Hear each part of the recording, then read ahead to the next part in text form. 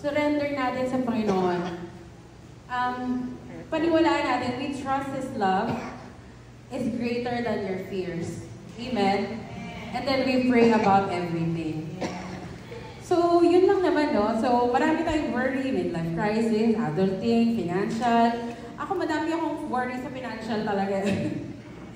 Pero, nagkaroon kasi ako ng moment na parang, alam niyo yung freelancer na problema? Sino mga freelance dito? Meron. Oo, freelancer. Di ba ang freelancer, hindi tayo stable eh. Anytime, anytime, pwede kang mawala ng client, anytime, pwede kang mawala ng trabaho. But I entrust everything to the Lord. Kasi siya yung nagbibigay, siya nagtatanggal, mas meron siyang alpay better siya para sa'yo.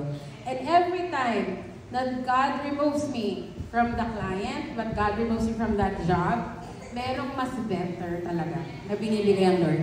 Kung baga sabi ng Panginoon lagi hindi ka na, alis ka na dyan, tapos na, dito ka na. Ganon. So, kahit kailan hindi ako nag-worry na wala akong trabaho. Pero may trabaho ako ngayon. Okay? I mean, nagkaroon lang kasi ako ng moment na ganyan kinakwento ka kay Pastor. Sabi ko, noong June, natanggal ako sa trabaho. Anong ginawa mo? Nagpunta ako ng Phuket, Thailand. Kasi wala akong trabaho eh. I took that time na mag-travel. Kumbaga, hindi ako nag-worry na, marami akong bayarin. Pero hindi eh. You step by the step.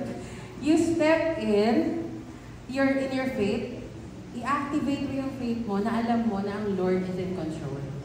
Na alam mo you are in this kind of circumstances, pero God can do something na beyond what you can imagine. Pag kaya mo siyang imagine, hindi yan ang Panginoon. Pag hindi mo na kayang imagine, yun na ang Lord.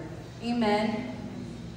So today, yun lang naman. So today, I encourage you, let go, let God. Whatever worry you have, lay them down at the feet of the Lord. Be anxious for nothing. Because God is in control. Amen? Amen. So inaanihan ko ang bawat isa. Tayo tumayo, mag-pray tayo.